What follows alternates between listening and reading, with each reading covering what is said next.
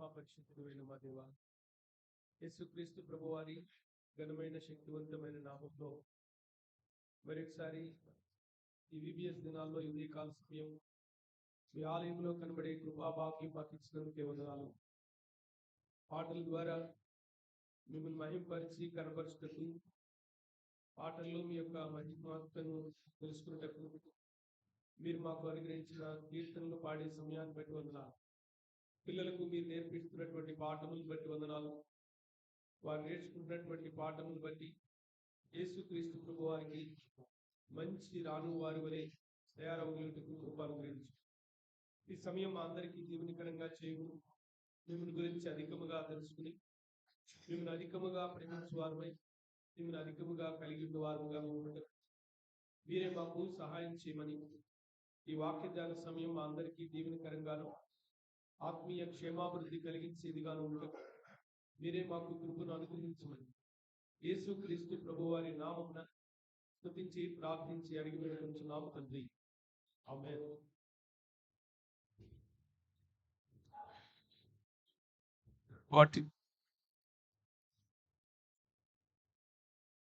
What is the theme verse for VBS for this year? A good soldier of Jesus Christ. యేసుక్రీస్తు ప్రభు వారికి మంచి రాను వారు వలె మనం ఉండాలి. సోల్జర్ అంటే ఒక సైనికుడు. నేను వెళ్ళిపోయి సైన్యంలో చేరతాను అంటే చేర్పించుకుంటారా? మీరు అంతటా మీరు వెళ్ళిపోయి నేను సైనికుడిగా ఉంటానంటే అలో చేస్తారా? చేయరు. There must be some qualifications. కొన్ని అర్హతలు కావాలి, కొంత ట్రైనింగ్ కావాలి, విధేయత కావాలి, ఓర్పు కావాలి, వ్యాయామం కావాలి, కసరత్తు కావాలి, ఎక్సర్సైజ్ కావాలి. అవునా? జిమ్కి వెళ్ళాలి, కరెక్ట్ ఫిజిక్లో ఉండాలి, ఎంత దూరమైనా పరిగెట్టగలగాలి, మంచులో ఉండగలగాలి, కొండ ఎక్కాలి. ఇవన్నీ ఉన్నాయి కదా యాక్టివిటీస్. ఒక మంచి సైనికుడిగా కావాలనంటే డిసిప్లిన్ అనేటువంటిది అవసరం ఒక మనిషి జీవితంలో. యేసుక్రీస్తు ప్రభువారికి మనం మంచి రాను వారి వలె ఉండాలంటే మన జీవితాల్లో కూడా ఆత్మీయమైనటువంటి క్రమశిక్షణ అవసరము. మీరు నిన్న పాఠం విన్నారు. ఆ పాఠంలో మీరు 2 దారుల గురించి చూశారు. 2 దారుల గురించి. ఇరుకైనటువంటి ద్వారము, విశాలమైనటువంటి మార్గం.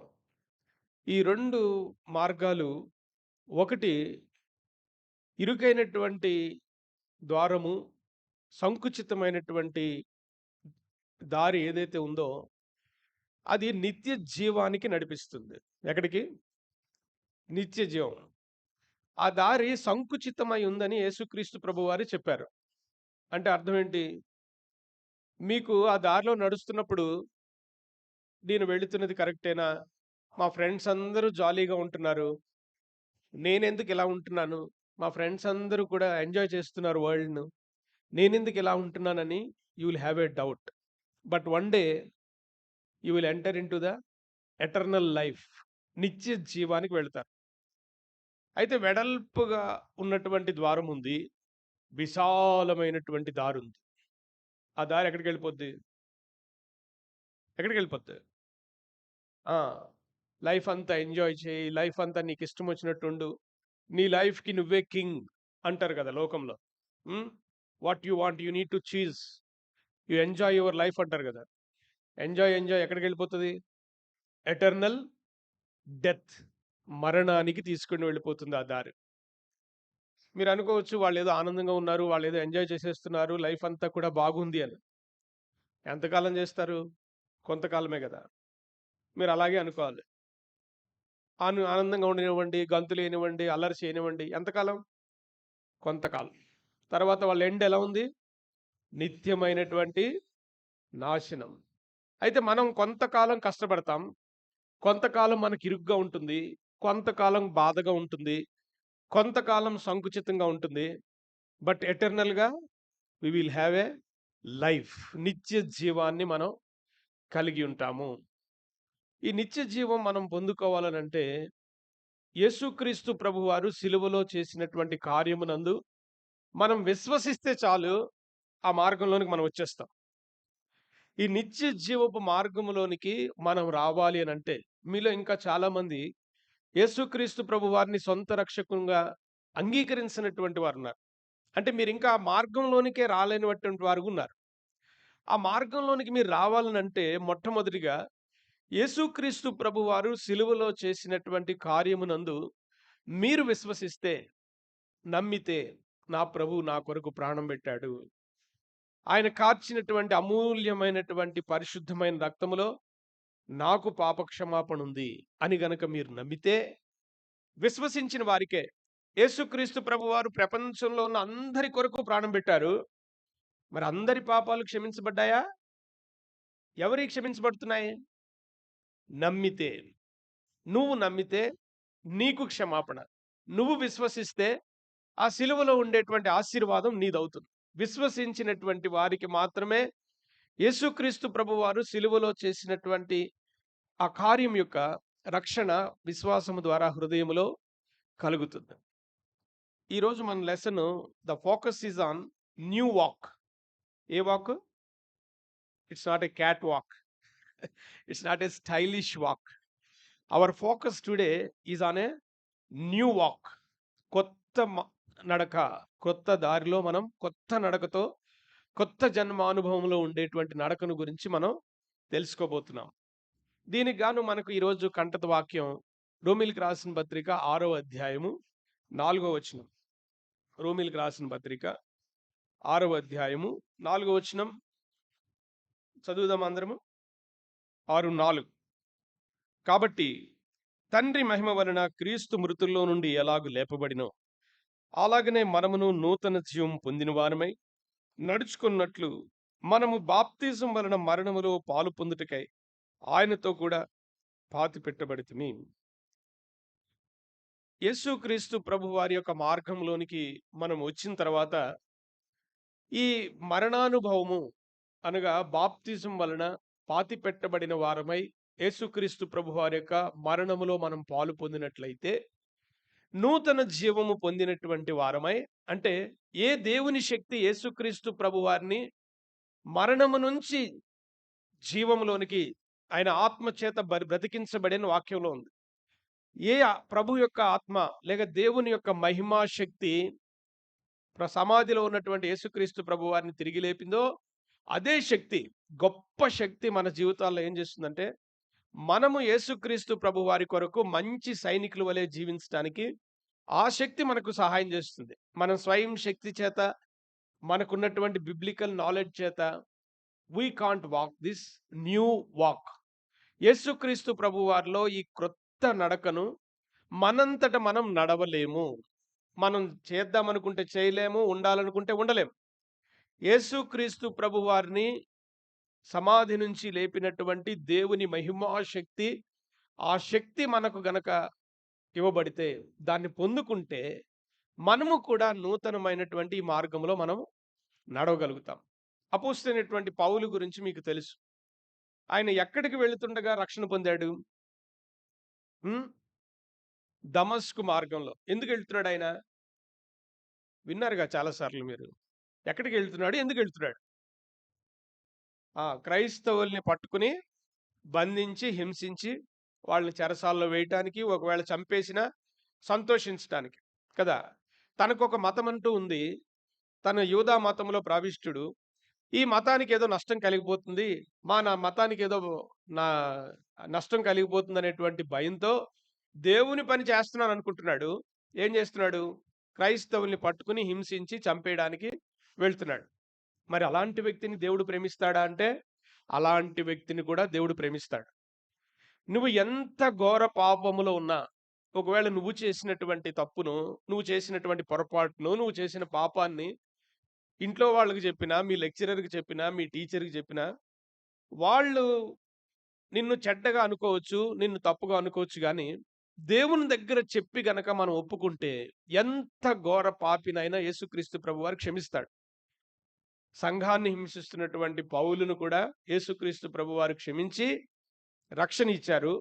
రక్షణ ఇచ్చిన తర్వాత అపోస్తలుడైనటువంటి పౌలు అప్పటి నుంచి తనకొక ఆశ వచ్చింది. నేను యేసుక్రీస్తు ప్రభు వారికి మంచి సైనికుని వలె ఉండాలి, ఉండాలి అని అనుకున్నాడు. యేసుక్రీస్తు ప్రభు వారి మంచి సైనికుల వలె మనం ఉండాలని మనకు కూడా కోరుకుంటుంది కదా. మీరు కూడా వాక్యం విన్నప్పుడు ఎలా ఉంటుందంటే మీకు మనసులో, నేను కూడా యేసయ్య కొరకు జీవించాలి, నేను కూడా యేసు ప్రభు వారి కొరకు ఏదైనా చెయ్యాలి అని ఇక్కడ కూర్చున్నప్పుడు మీరు అనుకుంటారు.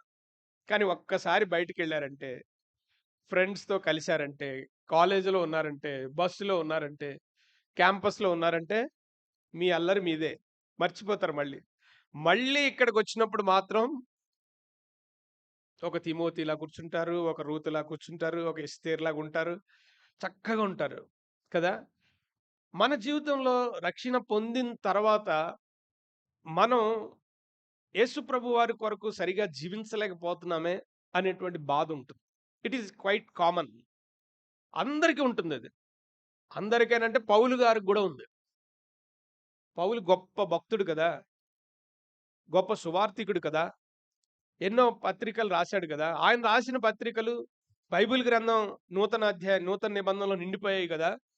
అంత గొప్ప భక్తిపరుడైనటువంటి పౌలు కూడా కష్టపడుతున్నాడు. క్రైస్తవ జీవితాన్ని, ప్రభువు మెచ్చిన జీవితాన్ని జీవించటానికి అపోస్తలుడైనటువంటి పౌలు కూడా కష్టపడ్డాడు. అయితే ఆయన దానికి సొల్యూషన్ కనుక్కున్నాడు.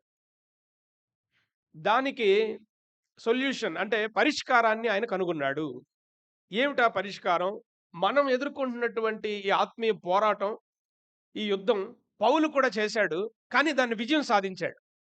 ప్రభువు కొరకు మంచి సైనికుని వలె జీవించగలిగాడు పౌలు. మనం కూడా పౌలు ఏ రీతిగా అయితే జీవించగలిగాడో, వాక్యంలో ఆయన ఏం రాసి వచ్చాడో మనం కూడా తెలుసుకుంటే, మనం కూడా మంచి క్రైస్తవ జీవితం జీవించవచ్చు. మనకు చాలాసార్లు బాధ ఉంటుంది కదా. అయ్యో, నేను ప్రభువు కొరకు జీవించలేకపోతున్నానే, ప్రభువు కోరిన రీతిగా ఉండట్లేదే, సరిగా ప్రార్థన చేసుకోవట్లేదే, సరిగా బైబిల్ చదువుకోవట్లేదే అని బాధ ఉంటుంది. మంచిది.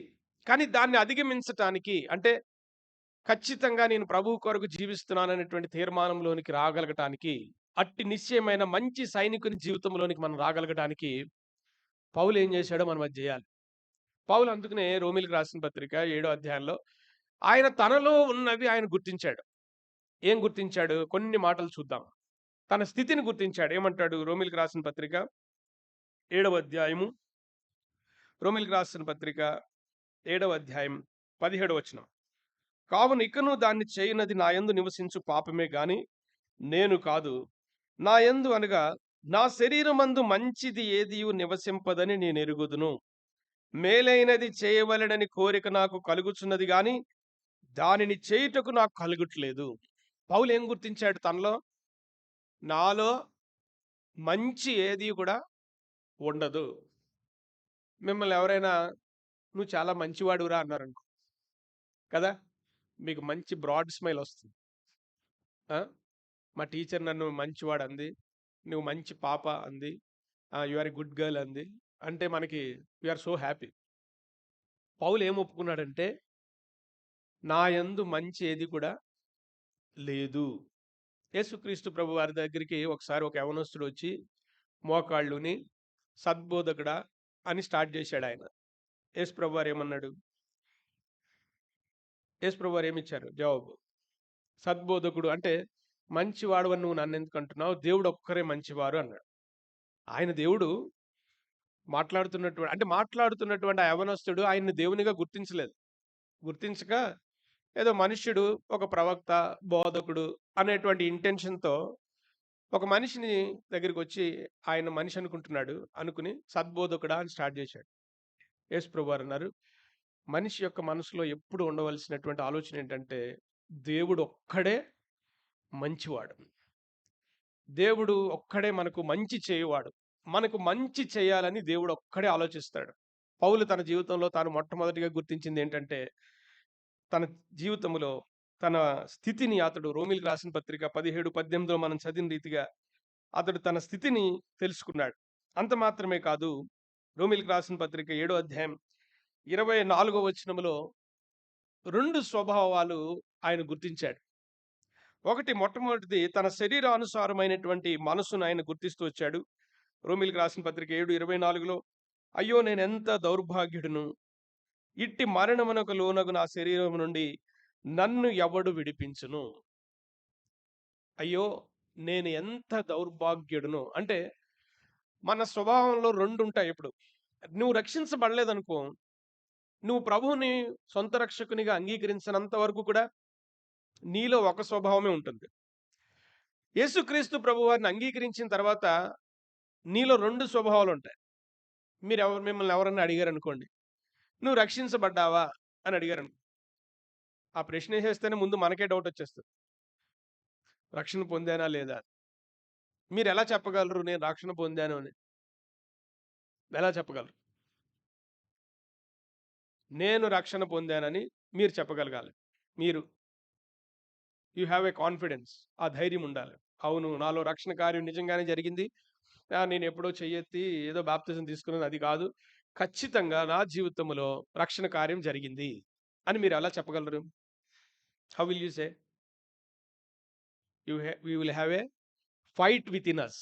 మన అంతరంగంలో పోరాటం ఉంటుంది ప్రతి దినము. Every day we will have a choice before వస్తుంది మన ముందు. ఒకటి దేవుని మార్గం కనబడుతుంది, ఇంకొకటి ఈవిల్, దుష్టుని యొక్క, సాతాను యొక్క మార్గం కనబడుతుంది.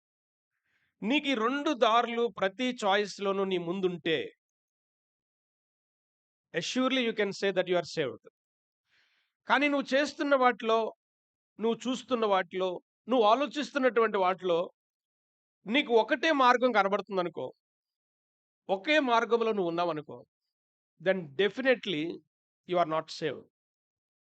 ఒకవేళ ఎప్పుడైనా చెయ్యెత్తి కార్డు ఇచ్చి బాప్తిజం తీసుకుని ఉండొచ్చు, కానీ నీ జీవితంలో పోరాటం లేకపోతే, నీ జీవితంలో రెండు విషయాలపై నీకు లోపల పోరాటం జరగకపోతే, దేవుని మార్గము ఇది శత్రువు మార్గం అని రెండు మార్గాలు నీ ముందు చాయిస్గా ప్రతి దాంట్లో లేకపోతే, ఖచ్చితంగా నువ్వు తిరిగి జన్మించలేదని అర్థం. రెండు మార్గాలు మన జీవితాల్లో ఉంటాయి. ఈ రెండు మార్గాల్లో ఏది ఎంచుకోవాలో ప్రతిదినం మనకు ఒక పోరాటం ఉంటుంది. దేవుని మార్గాల్లో నడవాలనేటువంటి ఆసక్తి ఉంటుంది, ప్రార్థన చేసుకోవాలనేటువంటి ఆసక్తి ఉంటుంది, దేవుని వాక్యం చదువుతున్నప్పుడు ఆనందం కలుగుతుంది. దేవుని వాక్యం చదివినప్పుడే కాదు, మీరు బయటకు వెళ్ళి ఎక్కడైనా ఉన్నప్పుడు కూడా, కాలేజీలో ఉన్నప్పుడు ఎక్కడ కూడా మీకు వాక్యం గుర్తొస్తుంది, వాక్యంలో ఉన్నటువంటి శక్తి గుర్తొస్తుంది, యేసు ప్రభు వారిని గురించినటువంటి విషయాలు గుర్తొస్తాయి, దేవుడు మన కొరకు చేసినటువంటి మేళ్లు గుర్తొస్తాయి, ఆయన ఆరాధించాలనేటువంటి భావన మనలో ఉంటుంది.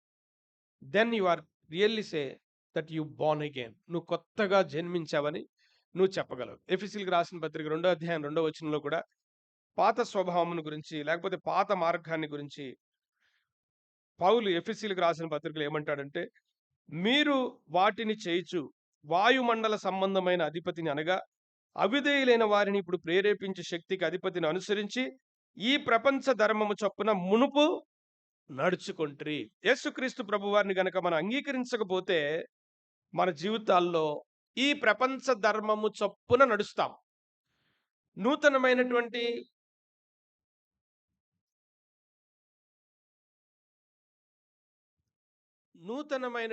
మార్గం మనకుండదు, రాజబాట మనకుండదు, యేసుక్రీస్తు ప్రభువారిని గురించినటువంటి ఆలోచన మనకుండదు.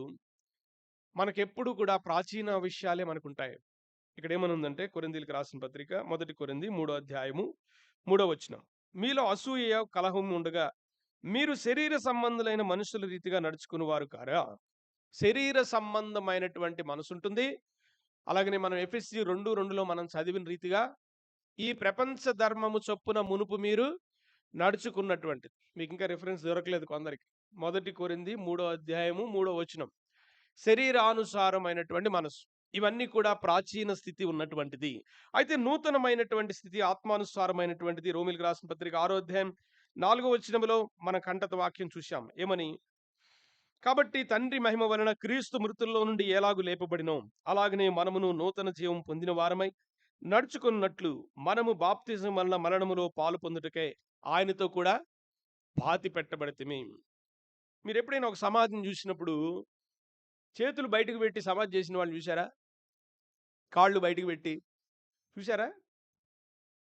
సమాధి అంటే ఎలా ఉంటుంది? పూర్తిగా మనిషి కనబడ్డు కదా. ఎప్పుడైనా ఒక విశ్వాసో, తిరిగి జన్మించాలనే వ్యక్తో మందిరంలో నేను కనబడాలి, నేను చేస్తున్న పని కనబడాలి అని అనుకుంటున్నాడు అనుకో, ఆయన సమాధి చేయబడలేదని అర్థం.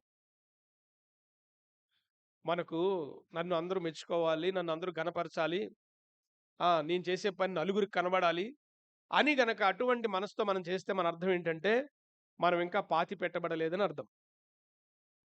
నూతన జీవం పొందిన వారి మనసు ఎలా ఉంటుందంటే, నేనెవరికీ కనబడకూడదు.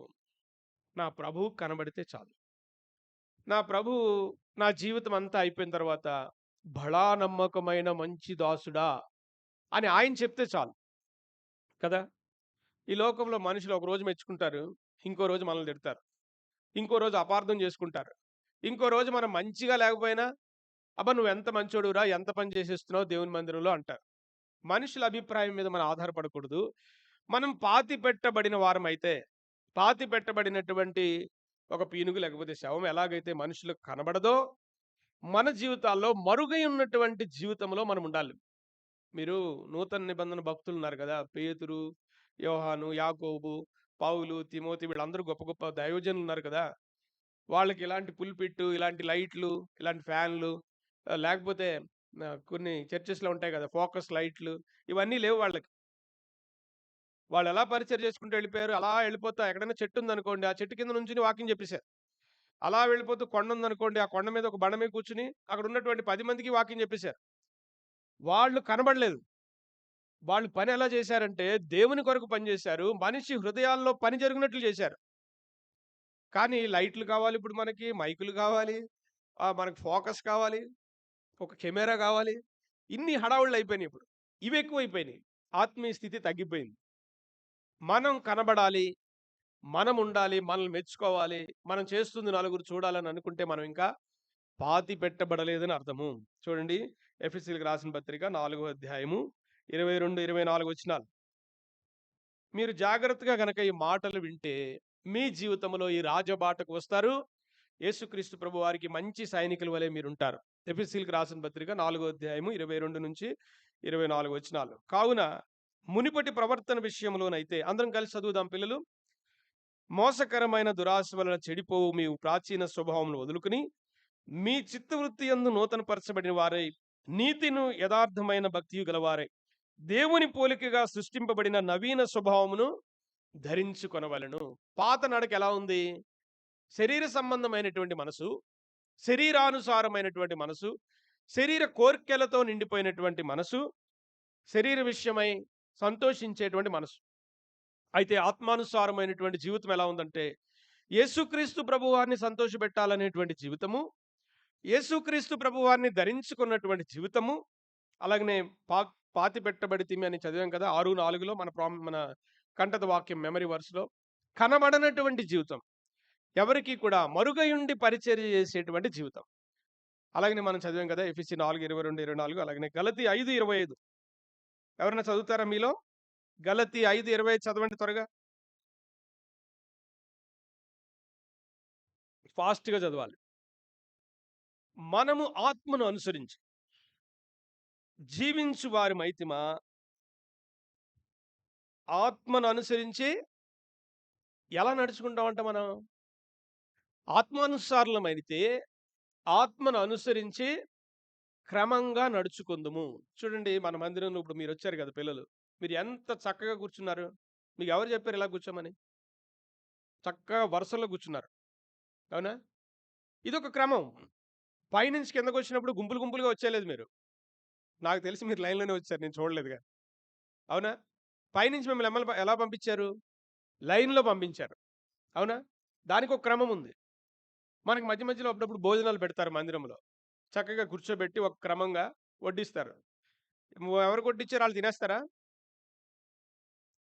మా వరుస వడ్డించారండి, మేము స్టార్ట్ చేసేసుకుంటాం అంటారా? హెబ్రోన్‌లో ఎలా ఉంటుంది? 5,000 మందికి వడ్డిస్తారు. అప్పటికే మనకు అరగంట అవుతది మనకు అన్నం పెట్టి. ఆకలేస్తా ఉంటది. ఆకలి అప్పుడు చచ్చిపోతది అరగంటకి. అప్పుడు ప్రార్థన చేసి తినమంటారు. అవునా? అంటే ప్రతి దానికి కూడా ఆత్మీయమైనటువంటి క్రమం ఉంది.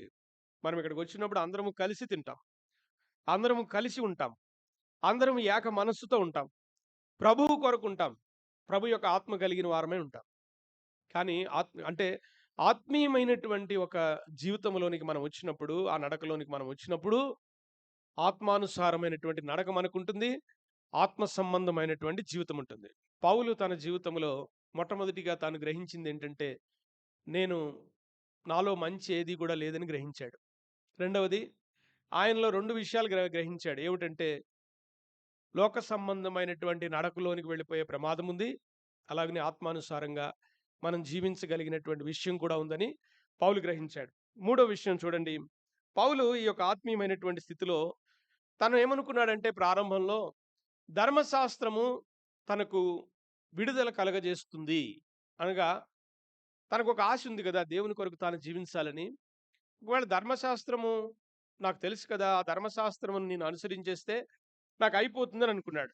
కానీ మనం ఇక్కడ గమనిస్తే మనం ధర్మశాస్త్రాన్ని గురించి ఆయన ఏం చెప్తున్నాడు? రోమీయులకు రాసిన పత్రిక 7వ అధ్యాయము 12వ వచనములో, కాబట్టి ధర్మశాస్త్రము పరిశుద్ధమైనది, ఆజ్ఞ కూడా పరిశుద్ధమైనదియు, నీతి గలదియు, ఉత్తమమైనదియునై ఉన్నది.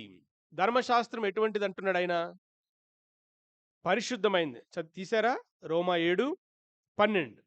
కాబట్టి ధర్మశాస్త్రము పరిశుద్ధమైంది, ఆజ్ఞ కూడా పరిశుద్ధమైంది, నీతి గలది, ఉత్తమమైంది. ధర్మశాస్త్రం ఉత్తమమైంది. ఇంకా ఏమని అంటున్నాడు? 7వ వచనం, కాబట్టి ఏమందుము? ధర్మశాస్త్రము పాపమైన అట్లని రాదు, ధర్మశాస్త్రము వలనే గాని పాపం ఎట్టిదో నాకు కనబడట్లేదు. ధర్మశాస్త్రం అనేటువంటిది ఉత్తమమైనది, పరిశుద్ధమైనది, నీతి గలది, దేవుడిచ్చింది. ఈ ధర్మశాస్త్రము ఒక అద్దం వంటిది. ఈ ఉదయకాల సమయం మీరు వచ్చినప్పుడు ఇంట్లో అద్దం చూసుకోకుండా వచ్చిన వాళ్ళు ఎంతమంది? అద్దం ముందుకే వెళ్లకుండా వచ్చిన వాళ్ళు ఎంతమంది? ఓ వెరీ గుడ్. తల కూడా దూకోకుండా వచ్చేసావా? ప్రతి ఒక్కళ్ళు అద్దం ముందుకు వెళ్ళారు కదా! అద్దం ముందుకు వెళ్ళినప్పుడు ఏం చేశారు? చూసుకుని వచ్చేసారా? ఏంటి అలా చూసి ఇంక వెళ్ళిపోయా? ఏం చేశారు? సరి చేసుకున్నారా? తల దూకున్నారో లేకపోతే పౌడర్ అని రాసుకుంటే ఎక్కువైపోయిందేమో చూసుకున్నారు, ఏదో చేశారు. సంథింగ్ ఆర్ ది అదర్, ఏదో చేశారు. అద్దం ముందుకు వెళితే మనకేం తెలుస్తుంది? మనలో ఉన్నటువంటి లోపం కనబడుతుంది. ఈ ధర్మశాస్త్రము అద్దంతో పోల్చబడింది. ధర్మశాస్త్రం ముందు మనకు కనబడినప్పుడు మనం ఎటువంటి వారమో ధర్మశాస్త్రం చూపిస్తుంది, కానీ ధర్మశాస్త్రము మనలను సరిదిద్దదు. మీరు అద్దం ముందుకు వెళ్ళారు, అద్దమే మిమ్మల్ని సరిచేస్తుందా? మీరు ఎటువంటి వారో అద్దం చూపిస్తుంది. అవునా? ఇప్పుడు మీరు అద్దంలో చూసుకున్న తర్వాత మిమ్మల్ని మీరు దిద్దుబాటు చేసుకుంటారు. అద్దంలో యేసు ప్రభు వారు కూడా కనబడతారు మళ్ళా. ఆయన ఎలా ఉన్నారో మనం ఎలా ఉన్నామో పోల్చి చూసుకుంటే అప్పుడు ఆయనలా మారాలనేటువంటి ఆసక్తి మనలోకి వస్తుంది కదా!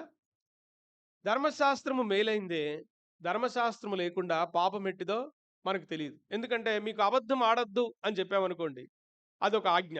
అది ధర్మశాస్త్రం వంటిది. అప్పుడు మీకేమవుతుంది? అబద్ధం ఆడితే తప్పని తెలిసింది. ఎలా తెలిసింది? ఆజ్ఞ ఉంది కాబట్టి ఒక పాపము, తప్పు అని మీకు తెలిసింది. ధర్మశాస్త్రం లేకపోతే పాపం ఎటువంటిదో నాకు తెలియదు కదా! ఇప్పుడు రోడ్డు మీద రూల్స్ ఉంటాయి. హెల్మెట్ పెట్టుకోకపోతే ఏం చేస్తారు? ఫైన్ రాసేస్తారు కదా! మీకు అసలు రూలే తెలియదు అనుకోండి. ఏదో పల్లెటూరు నుంచి వచ్చారు. పల్లెటూరు నుంచి వచ్చారు, సిటీలో ఎప్పుడు కూడా బైక్ నడపలేదు. ఆ బైక్ వేసుకుని వెళ్ళిపోతున్నారు. రోడ్డు మీద ట్రాఫిక్ పోలీస్ ఆపాడు అనుకోండి. ఆపితే మీరేమంటారు? హెల్మెట్ అంటే ఏంటని అడుగుతారు ఆయన. మా ఊర్లో నేను ఎప్పుడు పెట్టుకోలేదు, చిన్నప్పటి నుంచి బండి నడుపుతున్నాను, మా ఊర్లో ఎవరు అడగలేదు, ఇక్కడ హైదరాబాద్లో నువ్వు ఎందుకు అడుగుతున్నావు అని మీరు పోలీస్ మీద దెబ్బలాడతారు కదా! అంటే ఇక్కడ ఒక రూల్ ఉంది. మీరు హెల్మెట్ పెట్టుకుని వెళ్ళాలి. ఆ రూల్ తెలిసినప్పుడు ఆ రూల్ అతిక్రమిస్తే అది మీకు జరిమానా విధిస్తుంది. అలాగనే పాపము చేయు ప్రతి వానికి కూడా జరిమానా ఉంది. పాపము వలన వచ్చు జీతం ఏంటి? మరణం కదా! సాతాను ఉన్నాడు కదా! ఆయన చాలా ఎఫిషియంట్ హెచ్ఆర్. ఖచ్చితంగా జీతం ఇచ్చేస్తుంటాడు నెల నెల. ఇంకా జీవితాంతం అతనికి సేవ చేస్తే ఖచ్చితంగా ఒక జీతం ఇస్తాడు. ఏమిటది? నిత్యమైనటువంటి నరకాగ్నిలోకి తీసుకువెళ్ళిపోయేటువంటి మరణంలోనికి తీసుకెళ్ళిపోతాడు. తనతో వచ్చేయమంటాడు అంతే. భుజం మీద చేసి తీసుకెళ్ళిపోతాడు. మంచి హెచ్ఆర్ ఆయన. అసలు ఎవ్వరికీ కూడా జీతం బాకీ ఉండడు. పాపము వలన వచ్చు జీతం మరణం. ఆ పాపము ఏదైతే మీరు ఇంకా హృదయంలో పెట్టుకునో, మనసులో పెట్టుకునో, ఇంకా మీరు ఎంటర్టైన్ చేస్తున్నారో ఆ పాపమే మిమ్మల్ని ఒక పాలిక్విన్ అంటే ఒక పల్లకీలాగా తీసుకుని వెళ్ళిపోయి మిమ్మలను నిత్యమైనటువంటి నరకాగ్నికి పారవేస్తుంది. పౌలు మన జీవితంలో మనం ఎలాగా అయితే కొంచెం స్ట్రైవ్ కలుగుతున్నామో, పోరాటం కలిగి ఉన్నామో, పౌలు కూడా తన జీవితంలో పోరాటం కలిగి ఉన్నాడు. అయితే ఈ పోరాటానికి విజయ మార్గం ఏంటో పౌలు కనుగొన్నాడు. దాన్ని మనం కనుగొన్నప్పుడు ఈరోజు మనం ఫోకస్ అనుకున్నాం కదా, ద న్యూ వాక్, యేసుక్రీస్తు ప్రభు వారిలో ఈ క్రొత్త నడక ఎలాగా. పౌలు ఈ రోమిలకు రాసిన పత్రిక 7వ అధ్యాయం 25వ వచనములో ఏమంటాడు దానికి జవాబు, మన ప్రభు అయిన యేసుక్రీస్తు ద్వారా దేవునికి కృతజ్ఞతాస్తుతులు చెల్లించుచున్నాను కాగా, మనస్సు విషయములో నేను దైవ నియమమునకు, శరీర విషయములో పాప నియమమునకు దాసుడినై ఉన్నాను. 8వ అధ్యాయము ప్రారంభ వచనములో ఉంది, కాబట్టి ఇప్పుడు క్రీస్తు యేసునందున్న వారికి ఏ శిక్షా విధియు లేదు.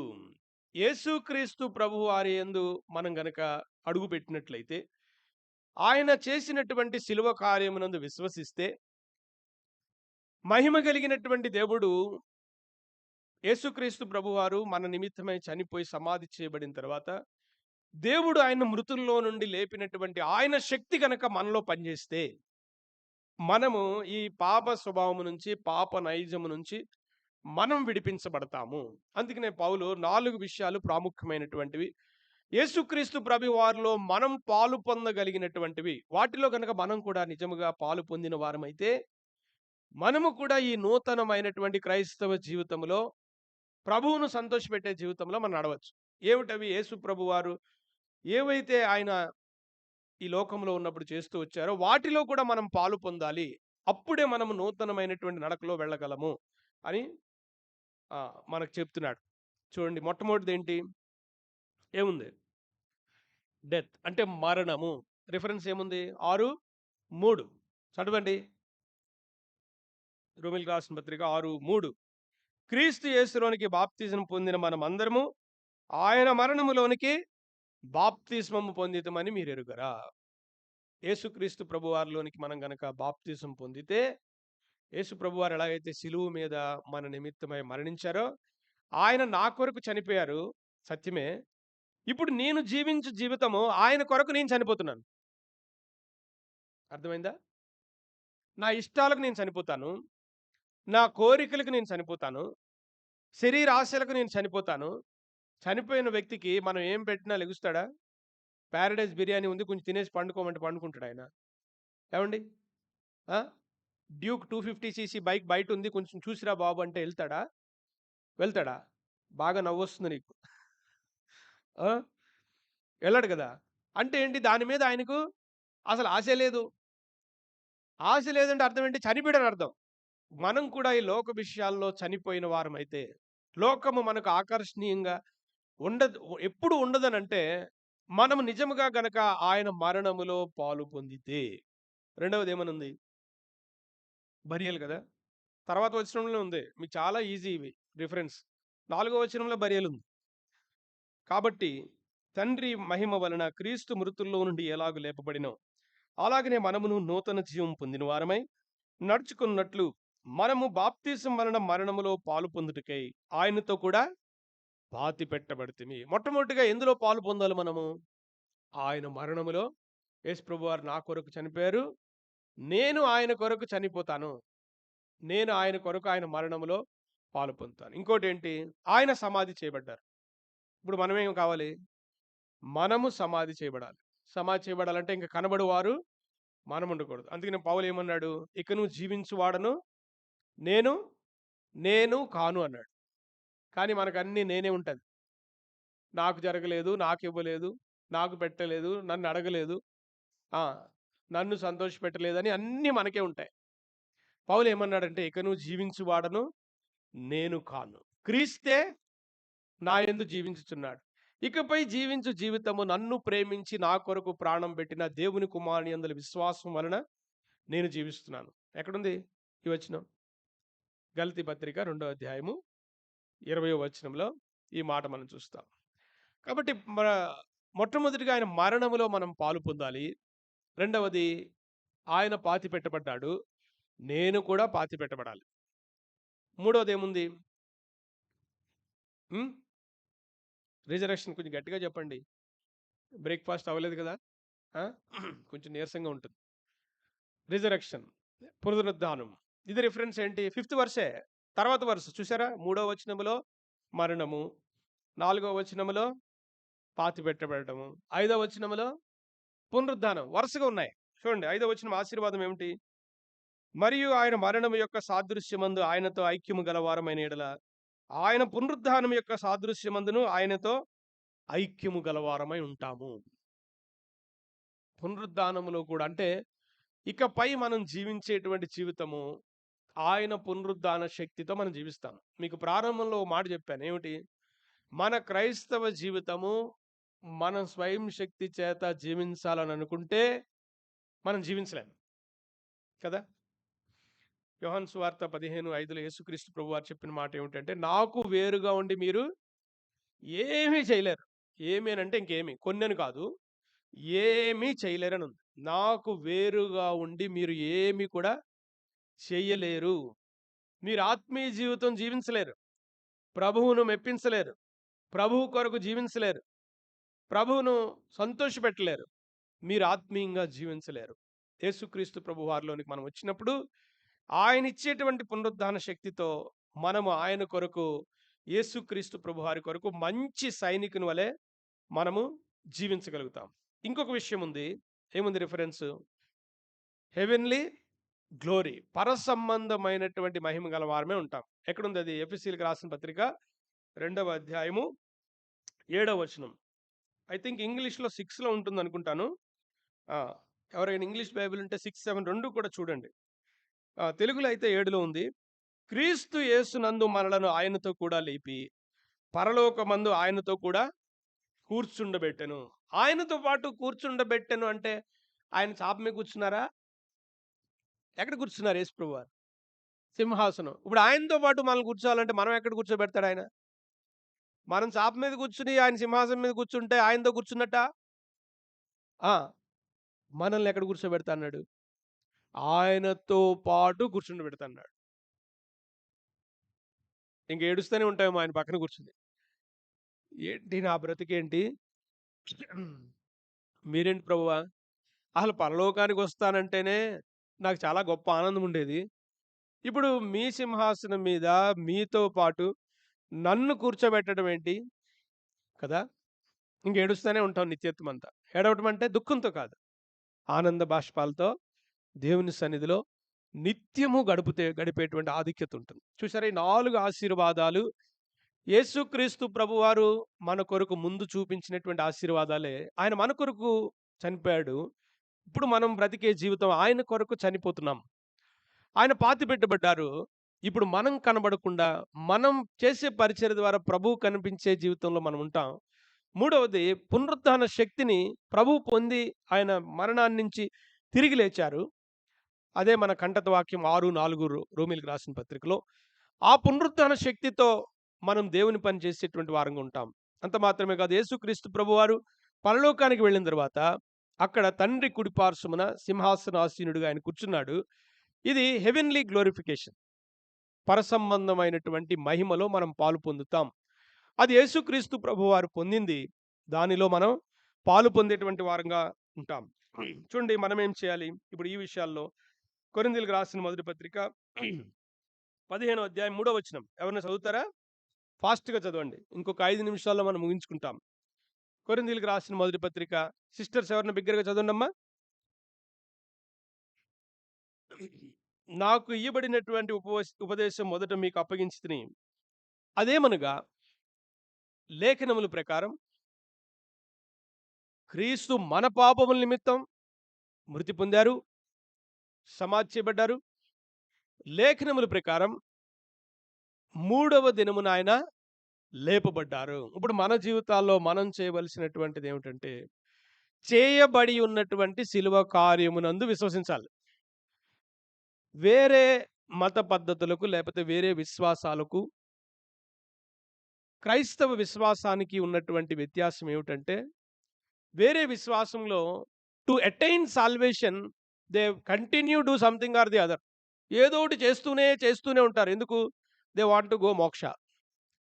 ఆ మోక్షాన్ని సంపాదించడానికి జీవిత కాలం అంతా ఏదోటి చేస్తూనే ఉంటారు. వారిదంతా డూయింగ్ ఫెయిత్, మనదంతా కూడా డన్ ఫెయిత్. యేసు ప్రభు వారు అన్నీ మన కొరకు చేశారు. ఇప్పుడు మనం ఏం చేయాలి? విశ్వసిస్తే చాలు, యూ విల్ గో టు మోక్ష.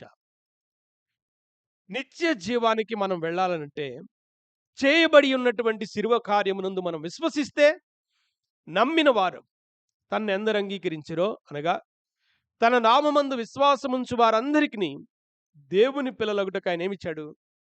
అధికారం ఇచ్చాడు. దేవుని పిల్లలుగా మనం మారాలనంటే, నిత్య జీవమును మనం పొందుకోవాలనంటే, ఈ పాప స్వభావము, ప్రాచీన స్వభావము, శరీర సంబంధమైనటువంటి ఈ జీవితమును మనం విడిచిపెట్టాలనంటే ఒకే ఒక్క మార్గము.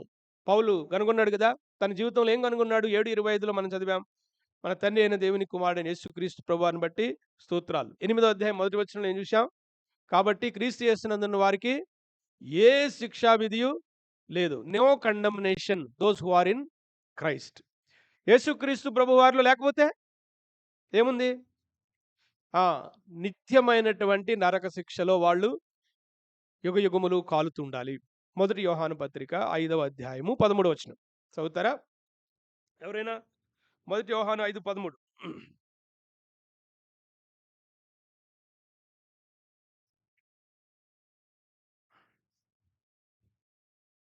చదవండి. దేవుని కుమారుని నామముందు విశ్వాసముంచు మీరు నిత్య జీవము గలవారని తెలుసుకున్నట్లు నేను ఈ సంగతులను మీకు వ్రాయిచున్నాను. దేవుని కుమారుని యందు విశ్వాసం ఉంచటానికి ఈ లేఖనాలు మనకు రాయబడ్డాయి. ఈ VBS 10 దినాలు మీరు ఇక్కడికి వస్తున్నారు. మీ దగ్గర బైబిల్ ఉంది, దేవుని వాక్యం ఉంది, మీకు టీచర్స్ చక్కని వాక్యాలు నేర్పిస్తున్నారు, లెసన్స్ చెప్తున్నారు, గ్రూప్ క్లాసెస్లో ఉంటున్నారు, మెయిన్ లెసన్స్, క్లోజింగ్ లెసన్స్, ఇవన్నీ కూడా వాక్యాన్ని ఆధారం చేసుకుని విశ్వాసంతో ఇక్కడ నుంచి చెప్పబడేటువంటి మాట, మీరు వింటున్నటువంటి పాటలు కానీ, వాక్యాలు కానీ, టీచర్ చెప్పేటువంటి ఏ మాటలైనను విశ్వాసంతో వారు ప్రార్థన చేసి చెప్తున్నారు. కాబట్టి ఈ మాటలన్నీ కూడా మీకు నిత్య జీవార్థమైనటువంటి మాటలు, నిత్యము నిలిచిపోయేటువంటి పరిచర్య వారు చేస్తున్నారు. మీరు అంగీకరించి విశ్వసిస్తే, అందుకని ఏమన్నాడంటే రోమీయులకు రాసిన పత్రిక 6వ అధ్యాయము మనం చదివినటువంటి మాటలో 11వ వచనం అందరం కలిసి చదువుతాం. అటువలే మీరును పాపం విషయమై మృతులుగాను, దేవుని విషయమై క్రీస్తు యేసునందు సజీవులుగాను మిమ్మును మీరు ఎంచుకొనండి. ఊహించుకోండి అనలే. ఊహించుకోవడం వేరు, ఎంచుకోవడం వేరు కదా. ఊహించుకోమనట్లే. This is reality. జరిగినటువంటి వాస్తవాన్ని మనం తీసుకోవటమే ఎంచుకొనటము. దేవుడు నా కొరకు చేశాడు ఈ కార్యం, ఇది నా కార్యం, నా కొరకు చేసినటువంటి కార్యం. ఎంచుకొనటం అంటే అది. రికన్ యువర్ సెల్ఫ్ అనేది మాట. కాబట్టి మనం జీవించేటువంటి జీవితం ఎలా ఉండాలి? చివరిగా రోమా 6:13 మరియు మీ అవయవములు దుర్నీతి సాధనములుగా పాపమునకు అప్పగింపుకుడి, అయితే మృతుల్లో నుండి సజీవులం అనుకుని మిమ్మల్ని మీరే దేవునికి అప్పగించుకునడి. మీ అవయవములు నీతికి సాధనమని దేవునికి అప్పగించుకునడి. పౌలు తన జీవితంలో విజయవంతమైన క్రైస్తవ జీవితాన్ని ఆయన ఎలాగ సాధించగలిగాడంటే, మునుపు అనుకున్నాడు, మనవలే పోరాటం ఉంది ఆయనలో కూడా. ఏమిటది? నాలో ఏ మంచి కూడా లేదు, నేను మంచి చేయాలని కోరుకుంటున్నాను కానీ మంచిని చెయ్యట్లేదు, నేను చెడ్డదాన్ని చెయ్యకూడదని అనుకుంటున్నాను, అదే చేసేస్తున్నాను. కొన్ని ధర్మశాస్త్రం వలన ఏదైనా విడుదల కలుగుతుందా అని అంటే, ధర్మశాస్త్రం ఉత్తమమైంది, పరిశుద్ధమైంది, నీతి గలది. అయితే ధర్మశాస్త్రం వలన పాపం ఎట్టిదో నాకు తెలుస్తుంది కానీ ఈ పాప నియమము నుంచి విడిపించబడ్డానికి నాకు ధర్మశాస్త్రం దోహదపడట్లేదు. కేవలం ధర్మశాస్త్రము నాకు పాపం మాత్రమే చూపిస్తుంది. అందుకని 7:25, 8:1 క్రీస్తు యేసునందున్న వారికి ఏ శిక్షా విధియు లేదు. ధర్మశాస్త్రము వలన మనకు పాపం ఎట్టిదో తెలుస్తుంది. అయితే ఆ ధర్మశాస్త్రము మనకు పాప నియమము నుంచి మనల్ని విడిపించదు కానీ యేసుక్రీస్తు ప్రభు వారి యొక్క పునరుద్ధాన శక్తి, ద పవర్ ఆఫ్ రిజరెక్షన్, పునరుద్ధాన శక్తి ఏదైతే దేవుడు యేసుక్రీస్తు ప్రభు వారిని తిరిగి లేపారో, ఆ పునరుద్ధాన శక్తి మన జీవితాల్లో కార్యసాధకమైనప్పుడు, మనం రికన్గా ఎంచుకున్నప్పుడు, నాదిది, దేవుడు నా కొరకు ఇప్పటికే ఆ శక్తిని అందుబాటులో ఉంచాడు, దీన్ని నేను తీసుకుంటాను అని ఎంచుకున్నప్పుడు ఈ నూతనమైనటువంటి నడక, మన ఫోకస్ ఏంటి? New walk. ఈ క్రైస్తవ జీవితంలో ఈ నూతన నడక, నూతన జన్మానుభవము కలిగినటువంటి ఈ నడక యేసుక్రీస్తు ప్రభువారిలో నేను పొందుకోగలను. పొందుకున్న తర్వాత మన అవయవములు ఎలాగా నీతికి సాధనములుగా మనం ఎంచాలి. నీతికి సాధనం అంటే ఒకప్పుడు మన చేతులు, మన కాళ్ళు, మన కళ్ళు, మన చెవులతో ఒకప్పుడు వేరే వేరే పాటలు విన్నాం. ఇప్పుడు యేసుక్రీస్తు ప్రభువారిని గనపరిచే పాటలు వింటున్నాం. ఒకప్పుడు మన కళ్ళతో చూడకూడనివన్నీ చూస్తూ వచ్చాం. ఇప్పుడు యేసుక్రీస్తు ప్రభువారు రాసి ఉంచినటువంటి వాక్యాన్ని చూస్తాం. దేవుని కార్యాలు చూస్తాం. దేవుని పని ఎక్కడుందో చూస్తాం. మన కాళ్ళు మందిరానికి నడిపించబడతాయి.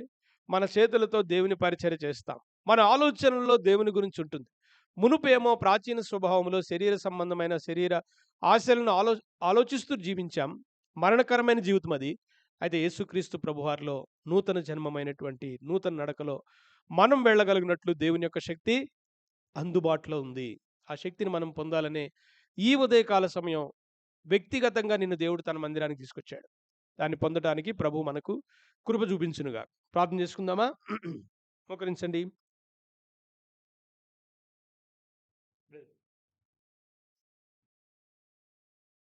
ప్రేమగల తండ్రి, మహాపరిశుద్ధుడైన మా దేవ, యేసుక్రీస్తు ప్రభు వారి అత్యున్నతముగా హెచ్చించబడిన నామంలో ఉదయకాల సమయం పౌలు యొక్క జీవితము, పౌలు తన జీవితంలో ఏ రీతిగా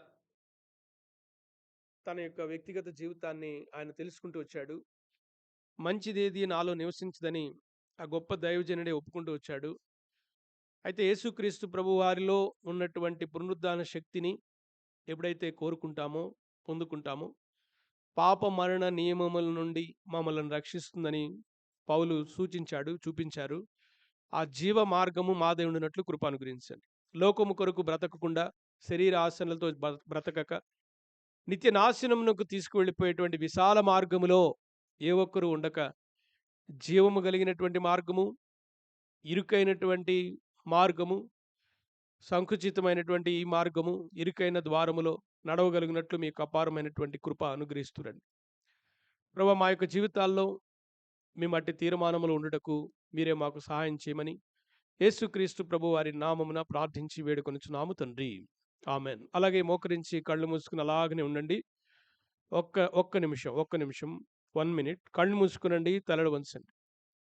మీలో ఇంకా యేసుక్రీస్తు ప్రభు వారిని సొంత రక్షకునిగా మీ హృదయాల్లో ఇంకా చేర్చుకొనని వారు ఎవరైనా ఉంటే, ఒకవేళ మీరింకా ప్రాచీన స్వభావంలో అనగా పాత స్వభావము అంటే ప్రభువును అంగీకరించినటువంటి స్వభావంలో మీరుండిపోయి మీ జీవితం పాపమునకు అమ్మివేయబడి నిత్యమైనటువంటి నరకానికి వెళ్ళిపోతున్నటువంటి మార్గంలో మీరున్నారని ప్రభువు మీకు చూపించినప్పుడు, మీ హృదయంలో నాకు యేసు ప్రభు వారు కావాలి, నిత్యమైనటువంటి నరకము నాకొద్దు, నా కొరకు సిలువలో ప్రాణం పెట్టిన యేసు ప్రభు వారు నాకు కావాలి అనేటువంటి తీర్మానం మీదైతే, మీ హృదయంలో పరిశుద్ధాత్మ దేవుడు మీతో మాట్లాడుతున్నట్లయితే, మీరు ఎవరైనా కావచ్చు, మీరు మీ చేతి చూపిస్తే మీకు ఒక కార్డు అందిస్తాం. మీ తీర్మానం దాని మీద రాసి మాకు తెలియపరచవచ్చు. మీ కొరకు ప్రార్థన చేస్తాం. మీరు ఎవరైనా యేసుక్రీస్తు ప్రభు వారిని మీ సొంత రక్షకునిగా మీరు అంగీకరించాలని ఆశపడితే, పాప జీవితము నుంచి విడిపించబడి పరిశుద్ధ జీవితము, యేసు ప్రభు వారు అనుగ్రహించే జీవితం మీకు కావాలని మీరు కోరుకుంటే, పరిశుద్ధాత్మ దేవుడు మీతో మాట్లాడుతూ ఉంటే మీరు మీ చేతి చూపించవచ్చును. మీకు ఒక కార్డు ఇస్తాం. అలాగనే కళ్ళు మూసుకునండి, ఎవరు కళ్ళు తెరవద్దు, అలాగనే ఉండండి. మీ తీర్మానం ప్రభు కొరకు, మీ తీర్మానం పరిశుద్ధత కొరకు, మీ తీర్మానం నిత్య జీవము కొరకు, మీ తీర్మానం నిన్ను సృజించి లోకమునకు తీసుకొచ్చిన నీ యేసు ప్రభు వారి గురించి. ఆయన నీవు సొంత రక్షకునిగా అంగీకరిస్తే నిత్యమైనటువంటి జీవములోనికి నీవు ప్రవేశిస్తావు. లేక ఆయన అంగీకరించక నీకు ఇవ్వబడిన అవకాశం విడిచిపెడితే నిత్యమైనటువంటి నరకాగ్ని ఉంది, జాగ్రత్త. నీ తీర్మానం ఏమిటి? ప్రభు కొరకు నీ తీర్మానం ఏమిటి? యేసు ప్రభు వారిని కావాలని అనుకుంటే నువ్వు నీ చేతి చూపించవచ్చును. నీ కొరకు ప్రార్థన చేస్తాం. ఎవరైనా ఉన్నారా? ఎవరైనా సరే ప్రార్థన. ప్రేమగల తండ్రి, ప్రియుల యొక్క హృదయాల్లో చెప్పబడినటువంటి వాక్యం అంతరంగంలో పరిశుద్ధాత్మ దేవుడు కార్యం జరిగించులాగన మీరే సహాయం చేస్తురమ్మని, ఈ సమయాన్ని దీవెనకరంగా చేయమని యేసుక్రీస్తు ప్రభు వారి నామమున ప్రార్థించి వేడుకొనుచున్నాము తండ్రి. ఆమెన్.